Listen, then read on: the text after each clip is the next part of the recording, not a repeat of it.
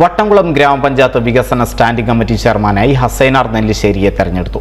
വികസന standing committee ചെയർമാനായിരുന്ന MA Najeeb ഗ്രാമപഞ്ചായത്ത് പ്രസിഡന്റായതിനെ തുടർന്ന് വന്ന ഒഴിവിലേക്കാണ് തെരഞ്ഞെടുപ്പ് നടന്നത്. UDF 9ാം വാർഡ് മെമ്പർ ഹസൈനാർ നെല്ലിശ്ശേരിയും LDF 6ാം വാർഡ് മെമ്പർ സുധാകരനുമാണ് വികസന സ്റ്റാൻഡിംഗ് കമ്മിറ്റി ചെയർമാൻ സ്ഥാനത്തേക്ക് മത്സരിച്ചത്.